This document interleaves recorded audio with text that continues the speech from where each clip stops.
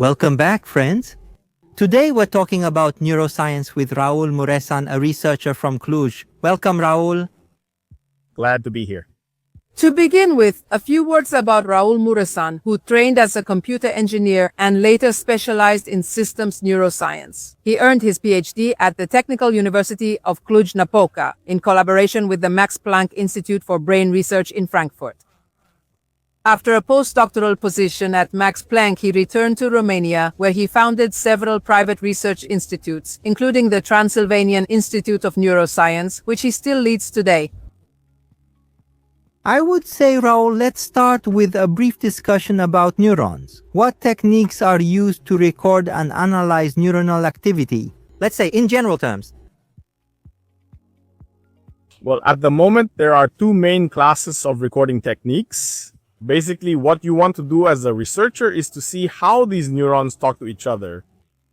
To see them, you have to observe them. Neurons are cells that have primarily electrical activity. So they discharge some nerve impulses. These are transmitted through some wires, let's say, which are called axons, dendrites, and basically they communicate, they talk to each other. And now the question is, how do we observe them?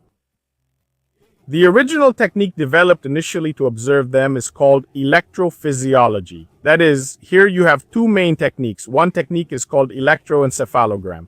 You've definitely heard of this. It's also used in hospitals. And basically what you do is place some electrodes under which you put a gel that contains a bit of salt. Those electrodes are able to record the electromagnetic waves that pass through bone, skin, and so on, emitted by neurons.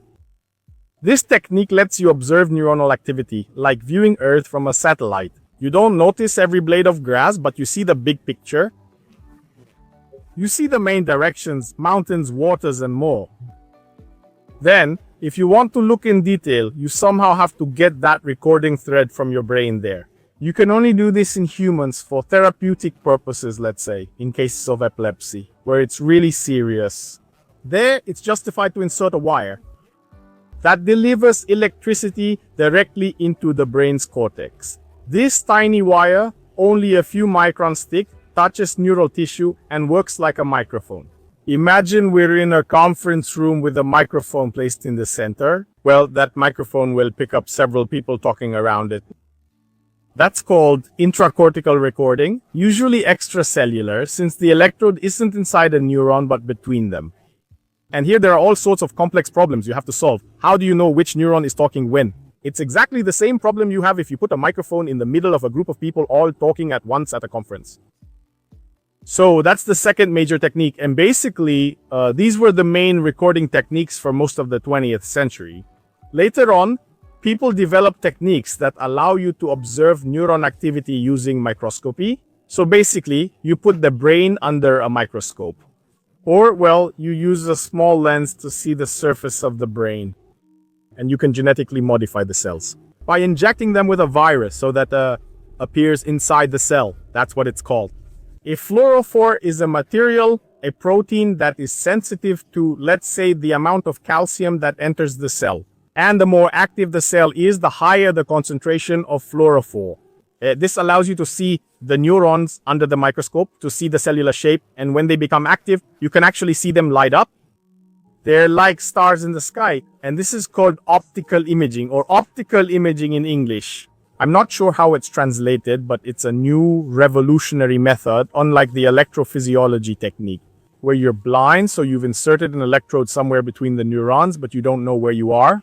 You hear them, you know they're active, but you don't see them. With optical imaging, you can actually see them, you can see their shape, you can see their morphology, you can see their activity. Each technique has its own pros and cons. Electrophysiology allows you to record much faster than optical methods, since calcium produces a slower signal. And then I have the advantage in optical imaging that I see at high resolution and I can see hundreds or thousands of cells simultaneously. But I see their slow activity, or on the other hand, with the electrodes, I can see the fast activity, but they're somehow lost. So what we do is combine multiple techniques like these. That's basically what modern neuroscience means. And at the Transylvanian Institute of Neuroscience, what questions are you trying to answer with these modern techniques? And if you can tell us, what impact could this have on us? Now, we initially founded the Institute to do fundamental research. That is, the primary question the Institute addresses is how does a normal brain work, and in particular, how does a healthy brain work? How do we see, hear, and think? What mechanisms? Let me move my hand like this. What happens in the brain? Neurons fire and circuits process certain information. Just to give you a, how should I put it? A very interesting element. So, we've been studying the brain for over 100 years and we still don't know how neurons encode information. For example, if I have a stronger or weaker light, or neurons can encode information in a firing rate, how frequently they fire nerve impulses, or the timing at which they fire nerve impulses, or if I have more neurons, the timing difference between when each fires. So basically, even after 100 years, we still don't fully understand how the brain encodes information. There are a lot of theories. There are probably many mechanisms, and probably none of the theories are completely true, but all of them together are true. And that's what we're primarily trying to decipher at the Institute. Understand the basics of the brain, how it works, encodes information, and enables us to think and perceive.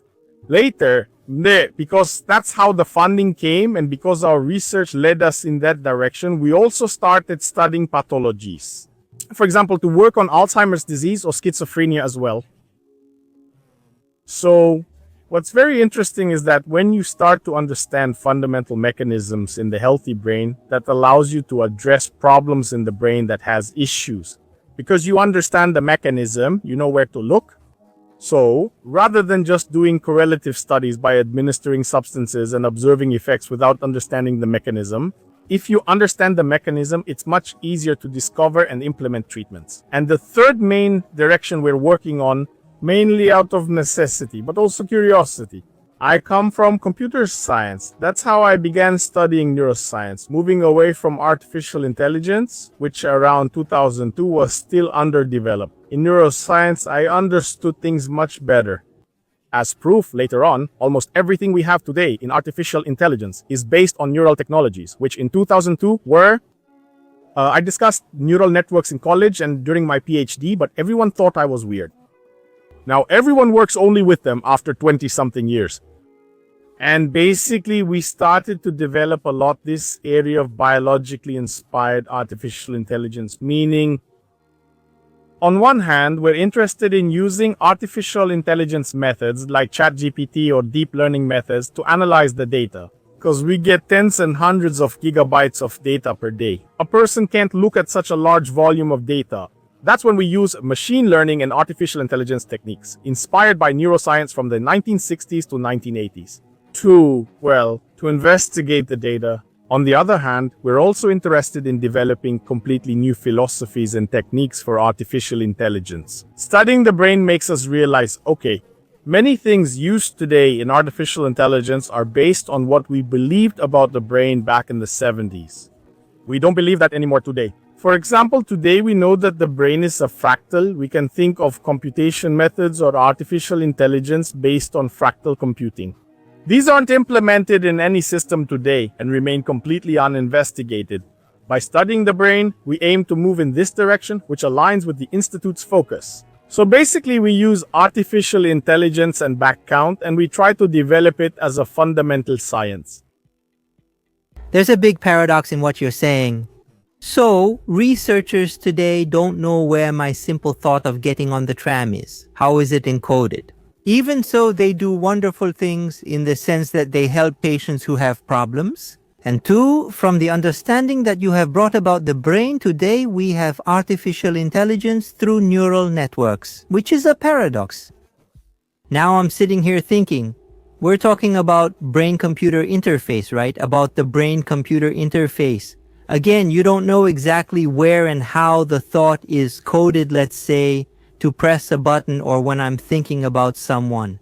But despite all this, such computer-brain interfaces are being built. How is this possible, and where are the first applications of these interfaces?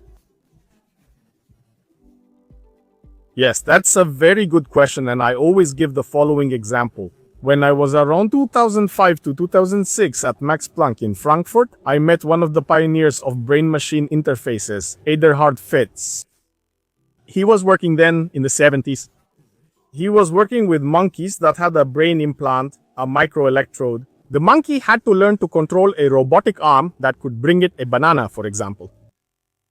And Fetz told me the following thing, which was later confirmed by pretty much everyone in the field that I talked to, and he said this: it's almost impossible to read what the brain wants to do. It's much easier to train the brain to control the interface. So instead of learning to read the brain, it's better to teach the brain to control the robot.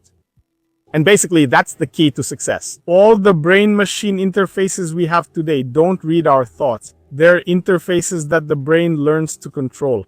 That's easier. The brain can adapt, sometimes unconsciously.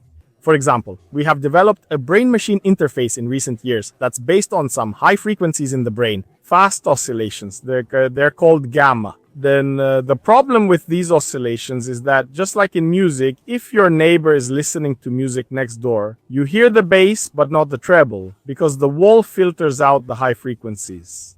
We want to capture the high frequencies because that's where the frequency containing a lot of information is. Just like in radio.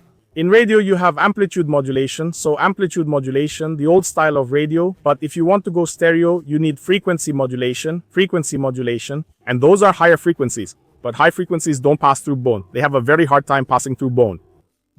And the secret that we discovered, which we also patented in the United States and in Europe, was to teach the brain to produce rapid oscillations strong enough to pass through bone. So rather than reading the brain, it's better to train it to use the interface. That's the secret. And in the end, almost all the interfaces we have today that are functional and useful for paralyzed people, for people with various problems, are based on this brain training technique, also known as neurofeedback. What does this mean briefly? So I can use electroencephalogram to record brain activity, right?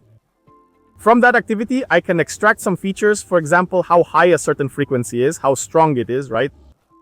If I show it to the person on the screen and they see it in real time, they gradually start to learn how to control it. So it's a feedback, a closed loop, that's what it's called. I mean, something, and it's very, I don't know. This experience is transcendental when you manage for the first time to control a brain-machine interface, because it's an experience you can't share with anyone. Someone asks you what you did, what are you thinking about? And no, how can I put it? You just can't explain it. At some point, something happens accidentally and you start to modulate that signal and you start to become aware of how to modulate it. But even if it's something your brain is capable of, you can't verbalize it. I mean, you can't explain it very easily. And basically, that's it. That's the big, how should I put it? That's the big direction in neuroscience today. And it's going to lead to a lot of really cool applications, the development of neurofeedback. So I would say we shouldn't be afraid that someone is going to read our thoughts. Not at all. We don't even know where those thoughts are right now. Rather, we should be, how should I say, quite excited about the fact that there will be interfaces through which we will discover unsuspected powers of our brain. And I find that more fascinating. What you're saying is very interesting, and it shows us very clearly what the role of brain-computer interfaces is in research and future thinking. But besides this area and the medical field you already mentioned, where else are such mechanisms useful? To put an interface between the brain and in learning, in gaming, in sports, in what fields could there be applications? Yes. Now there are several types of interfaces. Traditionally, brain-machine interfaces are used to perform certain movements or actions. For example, to move a cursor on the screen, or to move a robotic arm, or to select a letter. If I'm paralyzed and can't move, I can still control things with this interface. Alright, so we're talking about some actions that you implement. Now, all the fields where you can perform this kind of action using the interface are relevant. For example, in gaming, right? Why is gaming relevant? Because especially with this new interface based on gamma, you can perform movements extremely fast. That means the delay from the nerve controlling your fingers and hands is gone. That means you, directly from your brain, send impulses that the machine can pick up. This can get you up to almost 8 or 10 movements per second, which is amazing, right? That means for a gamer who plays a shooter, which is extremely, how should I say, demanding, their reaction time is critical, right? And so this could be a really cool, very interesting application. Furthermore, obviously, there are military applications, for example, for fighter jet pilots. Unfortunately, I was actually talking to an F-16 pilot, and he told me this. Do you know what the biggest problem I have when I'm at the controls is? That I don't have enough hands. So that's a potential application. Now, the question is whether we want to go in that direction. That's a philosophical discussion, but it's a possible application. Furthermore, I've been saying for a while that one of the most important applications could be in outer space. Think about it. If we want to go to Mars, we'll have to build that space station in space. We won't be able to launch it from Earth, and there will be an enormous amount of work to do in space. Those poor cosmonauts are in those suits, barely able to move, right? So their mobility is extremely limited. Having an interface like this, which brings them a little robot they can control, that would be a huge help, right? So basically, we can think about assistance, in space for building various equipment and so on. A clarification and then a question. When you say gamma frequencies, are you referring to the frequencies in the electrical range which are higher frequencies? And you were saying that they reach outside the brain faster, so the reaction is quicker. Is that what you mean? And the question is, I know you published a recent article in Nature, but you also published one in 2021, if you could at least tell us about the first article. Yes. So when I say gamma, I mean what is considered a high frequency for the brain. Of course, the brain works with much lower frequencies than a computer, and a computer runs in gigahertz. The brain operates in the hundreds of hertz. Gamma ranges from 30 to 150 hertz. And basically, it's considered a high frequency for the way neurons work. Well, as I was saying, this gamma oscillation is fascinating. Why? People have known about gamma for a very long time. Gamma is produced by the brain when we are extremely focused, when we think, even in perception, even in muscle control. These have been known for about 50 years. The problem with gamma is that it's like a bar of soap. It always slips through your fingers. Why? These gamma oscillations are basically like some sinusoids. An oscillation is a sine wave after all, intuitively, right? Good. These oscillations in the brain happen all the time. So the more alert and awake we are, the more we move towards higher frequencies, towards gamma. As we get sleepier, even as we fall asleep, our frequencies slow down. Just like a computer. When a computer is in eco mode, in eco power mode, it slows down its frequency, right? The more I want to rev it up, the higher its frequency gets. The same thing happens with people. In the sleep zone now, we experience very slow oscillations, around 0 to 1 hertz. As we wake up, we move into delta, which is somewhere around 4 hertz. Then we go up into alpha, around 10 hertz. Then we move into beta and gamma states. When active, we're in perception, and so on. So frequency is related to cortical processing, to what the brain does. And now, what's the problem with gamma? Gamma is a mysterious rhythm. It appears, for example, during meditation. There are serious published studies in PNS, so that's the Journal of the American Academy of Science, with Tibetan monks with an electroencephalogram cap on their heads, who during meditation can produce gamma several times stronger than a normal untrained person. And there are concentration and focusing techniques, for example, the anthill technique. Now I'm digressing a bit. Imagine you have a termite mound. A normal person can focus on one termite, follow it, or see what a group is doing. But he can't look at 20 at once and tell you in real time where each of those 20 is. Well, through years of meditation, you manage to do that. And it's actually measurable and quantifiable. And that correlates with the gamma power that the brain produces. Good. So gamma is essential. It's very interesting, but why is it so hard to study? One of the biggest problems we have with gamma is that gamma can't be sustained by the brain for a long time. The brain produces gamma in small bursts. They're like little buzzes. That's actually what it's called, the gamma buzz. Good. Because it's very short in time and high in frequency, it's very hard, this comes from physics, to localize it in time and frequency. This comes from Heisenberg's more established theory. Gabor, you can localize it well in either frequency or time, but not both simultaneously. Alright, that's true. But this only applies if you make a single measurement. And we were inspired by what, for example, Stefan Hell did with optical super resolution, where the idea was as follows.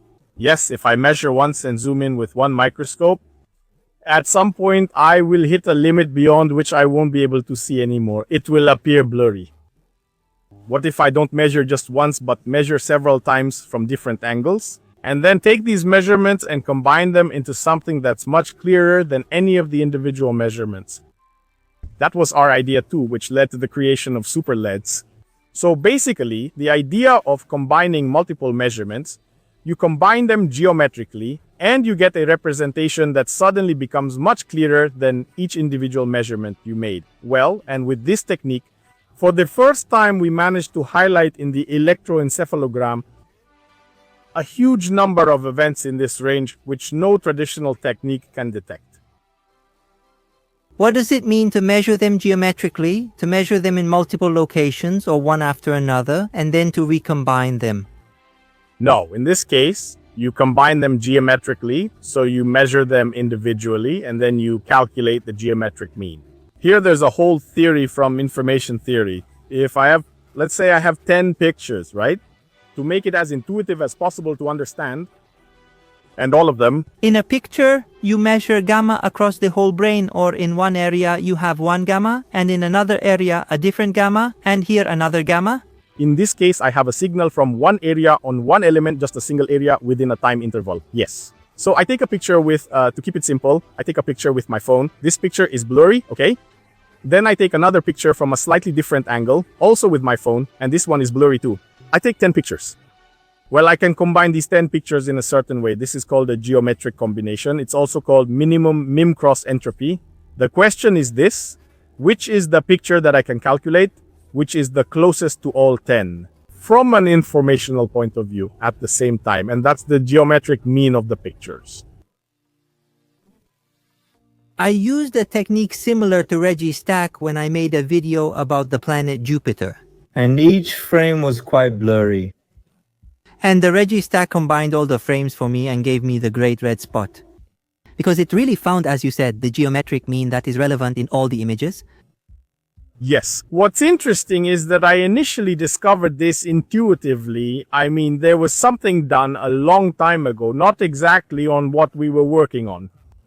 I didn't know about that article because I hadn't seen it. We intuitively thought about this and even argued at the Institute. No, the energy must be conserved there. It was total madness. We fought for a week until we realized that this idea might actually work. And after that, we struggled for almost 2 years to publish the article. It was a pretty tough fight with an idiot who wouldn't even accept mathematical proofs until we brought in a fourth person. And now, the method is widely used in signal processing and already has over 200 citations. I saw that it's used in oceanography. It's used to identify whale vocalizations in the ocean. It's used in India to predict when power lines are about to fall, because before that an oscillatory burst appears. It's also used in these metal powder interfaces. In material science, for example, they're used to design diesel engines. They observe the combustion candle's oscillation.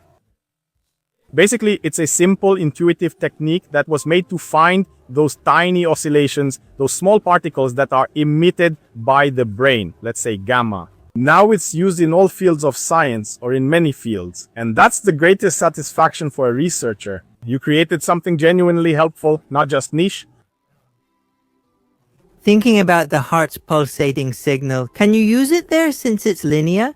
You have the heartbeat, and as you said, you use a geometric average to find something interesting. Yes, it's already in use. Many articles cover electrocardiogram, and machine learning with Superlets is used to classify pathologies and predict heart attacks within 2 weeks. Many interesting applications already exist. That's why I say that. Sometimes it feels like the simple, intuitive ideas you dream at night are there when you wake up in the morning. Hey, couldn't it be like that? They could transform entire fields instantly, which is what fascinates me about science, the power of simplicity. Since you mentioned applications, in April 2024, you presented a portable electrocardiogram headset in Cluj. It's an application of this calculation method, right? How so? Can such a device that's easy to put on your head make life better for ordinary people? Yes, there we're actually talking about an application that we want to bring to the industry now. We've even founded a startup. We're already very close to launching the first product on the market, probably sometime in the fall or winter. And the initial segment we're targeting is the gaming and entertainment segment. Why? For the medical field, if you want to create a medical device, you have to go through some certifications and approvals that take years, and they're also very expensive. So the simplest thing is to make a device for entertainment, for having fun at home, meaning you don't use it to make a diagnosis or deal with pathologies. You start with something simple, and later, of course, this can lead to many other applications, as I mentioned. Although here we're talking about gamma, in the future, we can think about interfaces for training with neurofeedback. That could be useful, for example, but since these are medical fields, you need clinical studies. It's a whole process from the idea or prototype to a functional product. You need a few years. For example, there are a lot of people, unfortunately, elderly, who have a stroke. Some neural circuits are destroyed there, some recover partly, others never. And in this context, neurofeedback, so teaching them to retrain their brain circuits by seeing their own gamma that they produce. It could be very useful and interesting for reconfiguring the circuits in such a way that you have compensatory mechanisms to get a patient out of paralysis or other worse conditions. So there are a lot of applications in general for neurofeedback. Now, specifically, we are focusing on a niche thing, something small at the beginning, a direct use of lab-validated technology, and we'll see how it works. The TENS summer school just finished at your place there in Cluj. Tell us a few words about it. Yes, this summer school is kind of an inspiration for us. It was actually, if you believe me, it was actually the inspiration for founding the Institute of Neurosciences. So basically, what is this summer school? The school started in 2012. Actually, initially, it started from a meeting between Florin Albianu and me at a conference in Bucharest, which was organized to bring together the Romanian diaspora with researchers from the country. And Florin was coming from Cold Spring Harbor Laboratory in New York, where the most famous summer school of experimental neuroscience was held, where basically students, PhD candidates, and postdocs learn the latest brain recording techniques. So everything that's new and cutting edge. And basically, here we're talking about optical imaging, which I mentioned at the beginning of our discussion, where you use microscopy and lasers to scan the brain and see how neurons pulse and fire and how they're connected, from electrophysiology to behavior. And basically, you teach students that if you give them a cabinet with screws, lenses, and some optomechanical parts, they should know how to build a microscope from scratch.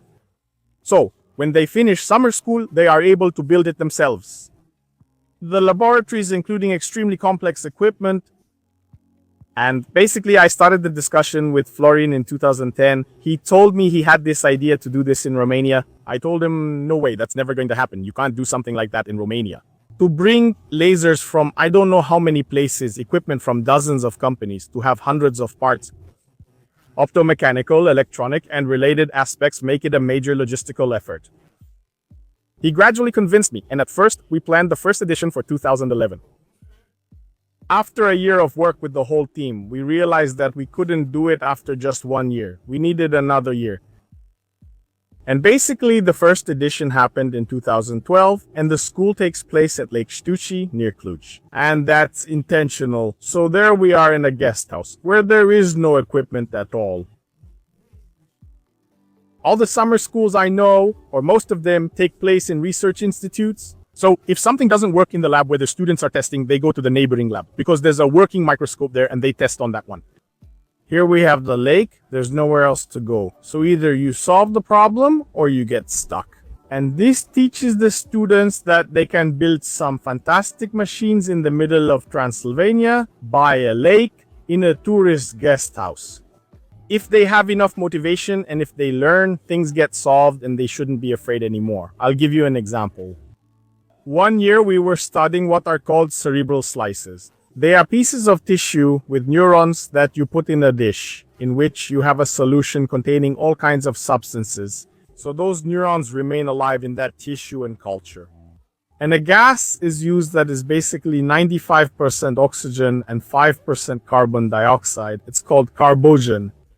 Well, we went on a trip to Rosia, Montana with the students and someone forgot to close the tank. It was all gone by the time we got back. How will we do experiments now? I remembered I have an oxygen tank from car welding in Cluj. I brought it there and we had carbon dioxide from beer, from the beer dispenser. We combined them and created flow meters and carbogen. So basically, that's the spirit we're trying to instill in the students. And students apply, generally over 100 and something students for 12 to 14 spots. Being an experimental school, we divide them into 4 groups of 3 so they can work in small teams.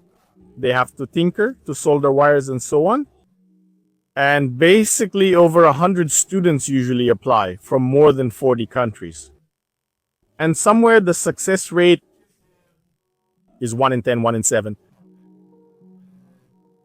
Over time, students came from all over the world. For 12 to 14 students, we have 20 professors teaching and another 20 to 25 teaching assistants who teach them in the labs how to tinker, how to build those microscopes. Raul, What is the discovery or invention in the field of neuroscience from recent years that excites you the most, and what real impact could it have in the future? Yes, here I would say there are 2 that I find very interesting. One discovery, how should I put it, is rather dedicated to us, the researchers, as a tool. So as I was saying, with this optical imaging, you can see neurons. You can see thousands or even tens of thousands of neurons. Deciphering the brain requires observing as many neurons as possible simultaneously. Alright, so with in vivo electrophysiology, I can see a few dozen, maybe 100. I should see and quantify tens of thousands or millions to understand what the circuit does. Alright, and now there's a new technique, a very new one, which isn't perfected yet, but if it succeeds, I think it will revolutionize the field. It's the so-called use of voltage-sensitive dyes. These are substances that are sensitive to voltage, to the potential at which the neurons are. And basically, once this technique is perfected, you'll be able to see the neurons turning on and off at the speed you see in the electric spectrum. And at that moment, you really have access to the entire neuronal circuit and you can see it in all its splendor. And I think perfecting this technique will bring about a fantastic revolution. We're probably just a few years away. The problem with these substances is that they don't emit enough light and there's too much interference from noise. Work is underway to perfect this technique. And the second technique is more useful to humanity, so to speak, not directly. I don't know if you've heard, but there's a new technique for treating and preventing Alzheimer's disease. It's called gamma entrainment using sensory stimulation. Gamma entrainment using sensory stimulation. It's based on the observation that if you bring the brain into the GAMMA band to stimulate it to oscillate in the GAMMA band, this automatically leads to a cure. So what happens in Alzheimer's? To take a step back, Alzheimer's is actually a neurovascular disease. It's not a disease of the neurons. it's a major problem. Because what happens in the brain is that as we age, the brain, this neuronal activity produces, well, often, like any metabolic process, many of these wastes are toxic if they accumulate. Like proteins, for example, there are some cleaning mechanisms in the brain, right? So the neurovascular system and so on, plus supporting glial cells. They're like cleaning ladies. They have to clean up the residues and remove them, put them into the blood and get rid of them, right? Well, in the brain with Alzheimer's, actually, it's not the neurons that are defective, but the brain's cleaning system. This leads to toxic proteins building up in neural tissue, suffocating and killing the cells. As a result, the brain degenerates, tissue thins, and many areas vanish. This eventually results in Alzheimer's pathology. The big problem is that this process starts when or by the time it already appears. This degeneration process takes years before you have the first symptoms. That's why you don't realize you have it. The brain compensates. Millions of neurons die, but I still have hundreds of millions left. I don't notice anything is wrong until I lose 30 million. Alright, so the question is, how do you treat this? And it's one of the diseases of the 21st century. The longer we live, the higher the probability that we'll get it. And basically, the researchers at Massachusetts Institute of Technology, led by Li Tsai, discovered that one of the brain stimulation techniques, which was actually invented and studied by the professor I worked with in Frankfurt, is gamma entrainment. That's what it's called. My professor published this thing in the late 80s. Basically, he was studying to see if you could produce gamma in the brain using strobe light. We've all been, maybe when we were young, at the disco and there were those flashing lights. If that light has a frequency of 40 Hz, it creates a resonance in the brain and neurons start firing in pulses in that rhythm. Well, coincidentally, that rhythm is also involved in cognition, in perception, and in what I was telling you about, in meditation, yes? And there is a connection between the brain's ability to produce that rhythm and the cleaning mechanisms. So, because in the brain there are some small neurons, they're called interneurons, which are not only connected to other neurons, they're also connected to blood vessels. When activated, they cause vasodilation and vasoconstriction, triggering cleaning mechanisms.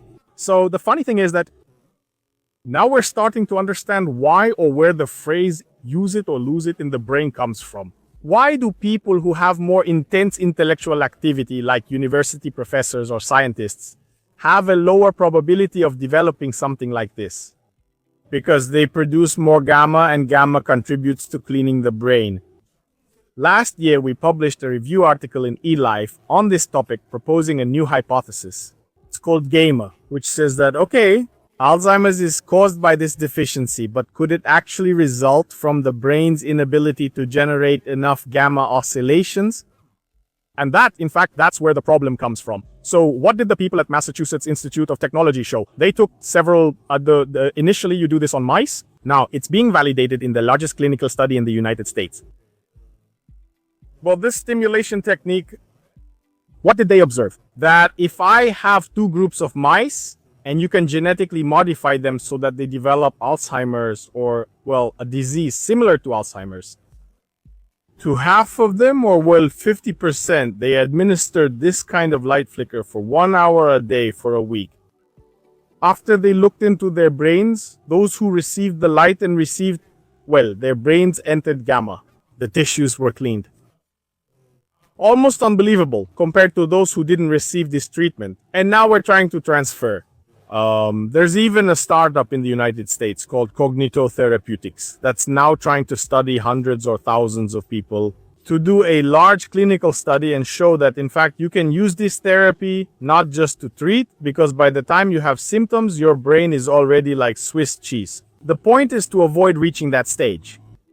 Yes, we know Alzheimer's has a genetic aspect. If someone in your family, like a grandparent or parent, had it, you can start this therapy preventively, and it might even help you never develop Alzheimer's. And for those in the middle stages, you can stabilize it so it doesn't progress any further. But for those in advanced stages, there's nothing more you can do because the neurons are lost, meaning you can't rebuild them anymore. And I think this is something that will change or revolutionize treatments. This again comes from gamma, from fundamental studies on neuron function and communication, and the gamma oscillations seen during meditation and thinking. And if you had to choose one innovation that could radically change the way society, the way we understand the brain, what would it be? Change this understanding in the future? Yes, as I was saying, on a technical level, optical imaging with voltage-sensitive dyes would be the technique that I see, as having the potential to revolutionize the world. Socially, I believe brain-machine interfaces will have the quickest impact. Why? Because they're starting to become more and more popular. There are more and more companies that produce brain-machine interfaces, but there are two main types. Elon Musk's Neuralink, for example, isn't pioneering. He just reinvented the wheel. So what Neuralink does, we've already been doing for 50 years. We test on animals, and some companies have tested on humans for years. Those are invasive studies. You have to insert an electrode into the brain, and you can only do that in a very limited market segment. So you can do it on a patient who is tetraplegic, let's say, completely paralyzed from the neck down. There is a therapeutic justification to do it, but even there are technical problems that haven't been solved yet. And the biggest problem is that if we insert a wire into the brain recognizes it as a foreign body and isolates it within 3 months at most. This means you'll lose the signal on that electrode and it can't be fixed. Some tried carbon nanotubes, but we lack the technology for that. So these are short-term toys where, well, we show some extraordinary things. We implanted a paralyzed person who will use it for 3 months, then I'll remove and reimplant the device since it loses value. And there are extremely big problems there. The brain is very sensitive to infection, so I don't know. But I don't think these invasive prosthetics have a chance to take a significant segment of the market. On the other hand, these interfaces based on electroencephalogram and now even on mid-infrared spectroscopy, so there you record with light. Photons exit the brain, allowing infrared stimulation and blood flow recording in specific areas. It's called NEAR infrared spectroscopy. Recently, there's actually a very new article, just about 2 weeks old, that suggests there are photons spontaneously emitted by neurons through their electrical activity. I'm not sure what's happening there physically. And you can capture them with some very sensitive light sensors with photon multiplier tubes. You actually use PMTs.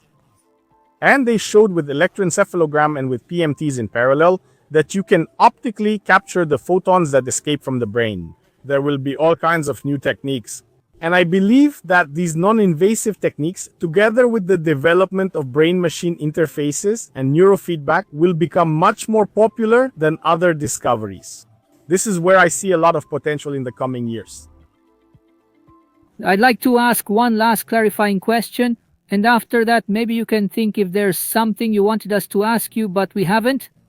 The clarifying question is this. In these imaging processes, I assume it's with infrared light so that the absorption is lower. But when you do imaging from outside the brain, inside the brain, with infrared, what is the voxel resolution?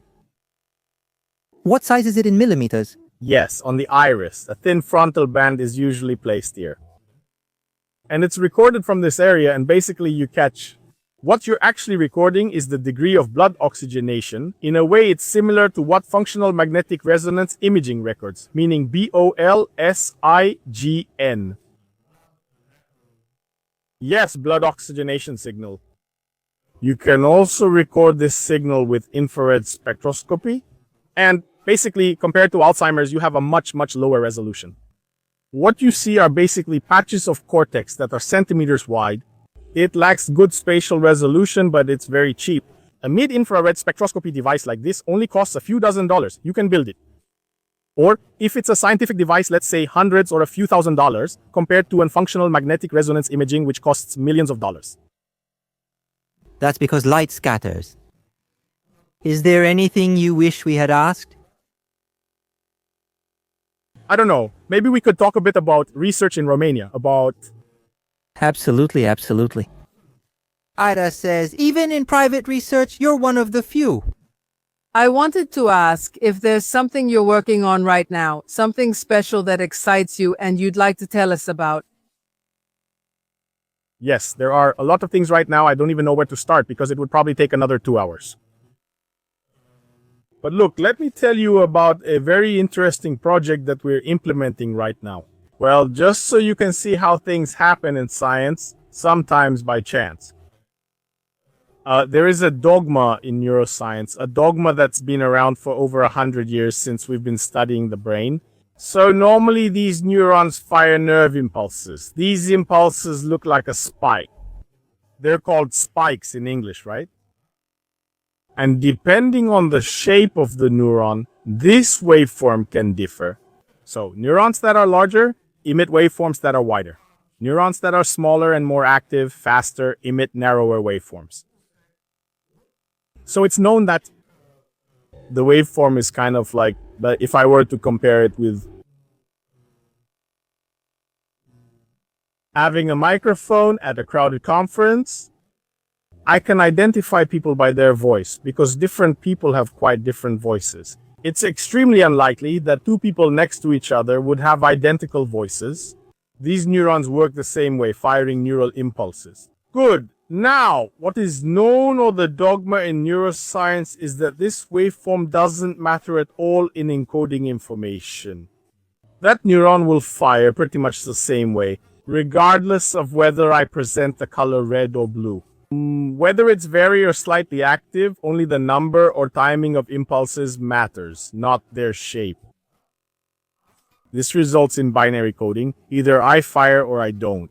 If it fires, that's a 1. If not, it's a 0, creating binary coding like a computer. Alright, we did an experiment. We have a lot of data from the brain, and we collaborate a lot with the Technical University of Cluj. With students who are working on their thesis, and voluntarily some of them want to do their thesis with us, we assign them mini projects. We tell them what to do. They learn to read, CSA, neuron, spike, and signal processing. And that's what I told them. I present the animal with a number of stimuli, let's say 8. You should apply a machine learning mechanism. So artificial intelligence, by looking at the shape, you can tell me what the animal is looking at after the discharge. I was certain nothing would come of it. According to the book, this shouldn't be anything. They returned after 2 weeks with 80% performance. I nearly fell off my chair. After that, we realized that there's a much more interesting phenomenon here. It appears these neurons actually encode information in amplitude. The implications are huge for both neuroscience and artificial intelligence. Why? Because if I can encode in, I have another analog communication channel besides the neuron's waveform. Not only is it analog, it's instantaneous. In a millisecond, I can tell exactly what you looked at on the screen. But this theoretically, and by all neuroscience or artificial intelligence books, shouldn't be possible. If we prove this, we now have a project that began on January 1st. If we can show the brain is a machine, a hybrid analog binary machine, and that it can encode these things together, this could lead to much more capable neural networks for artificial intelligence. But here, of course, we're getting into details, but just so you can see how such a test like this, I wanted to have a bit of fun with the students and somehow give them an example why the waveform isn't used in studying the brain. And look, I ended up with something much more interesting. It's an example that many of the world's great discoveries were made almost by accident. If we look at history, and now let's wrap up with research in Romania. I'm the ministry, you're part of a private research group. Tell me, what's bothering you? Well, obviously it bothers me. The same things that bother those in the public research group, namely the acute lack of funding, and these are already systemic problems due to unpredictability. On the other hand, we are, how should I say, in private research, seen as some kind of weirdos. We're part of the national research and development system, but when laws are made, we're usually forgotten.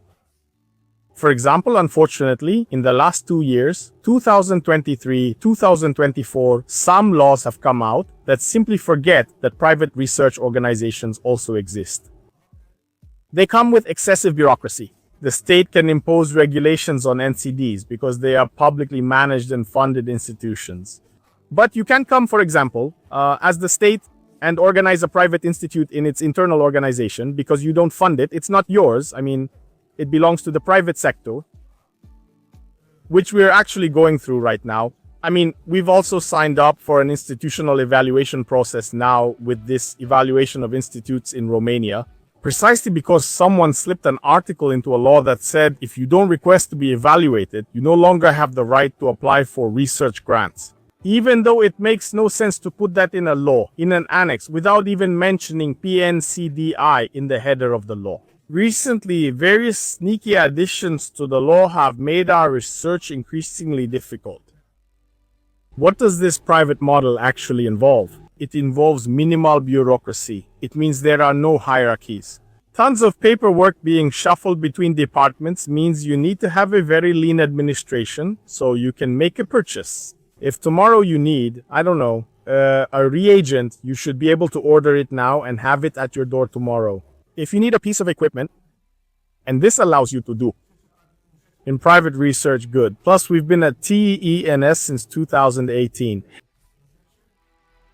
Over 75% of the institute's funding comes from outside Romania. So if you calculate the contributions to salaries and so on, we give the state much more than the state gives us through the national grants we receive. And yet all sorts of sneaky things are slipped into the laws. I have to start doing who knows what.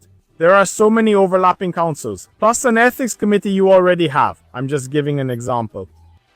Instead of clearly regulating these matters for public institutions where they have the right, they apply them to the whole research and development system as if private entities didn't exist. You don't fund them, so it's not your business to interfere.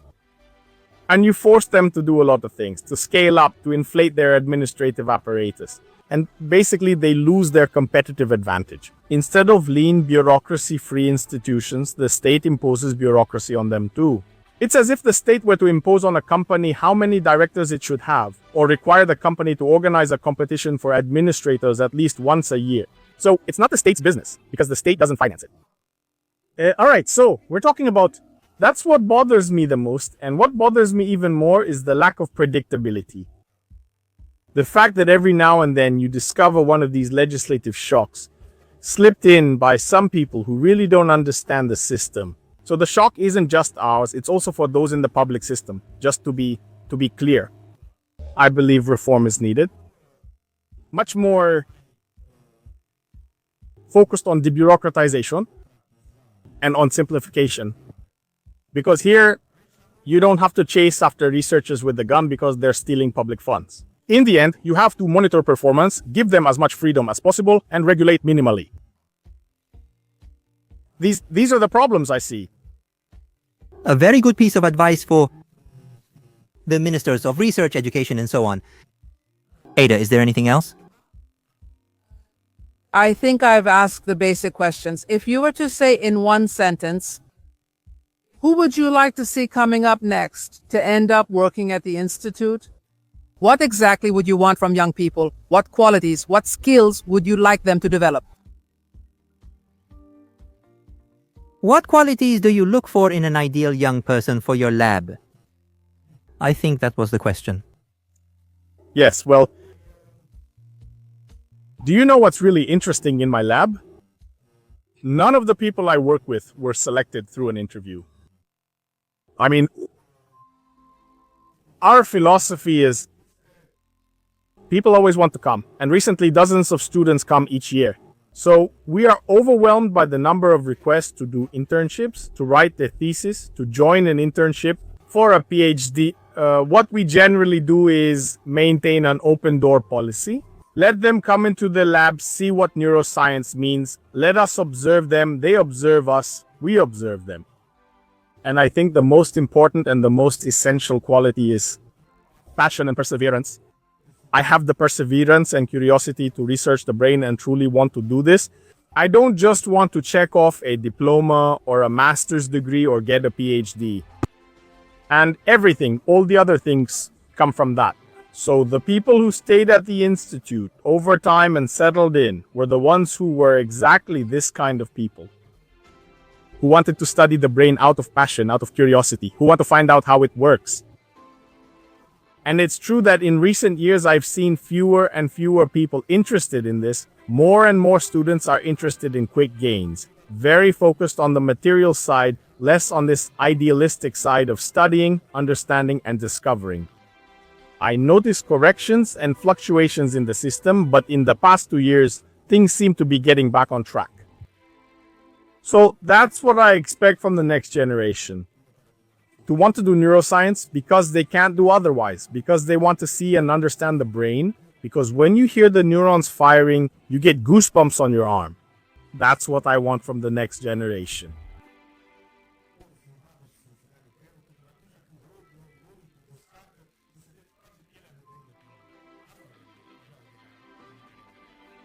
Let's hope that those who follow these podcasts will come to you as well, and that the number of young people who are truly passionate about the brain and want to learn will grow.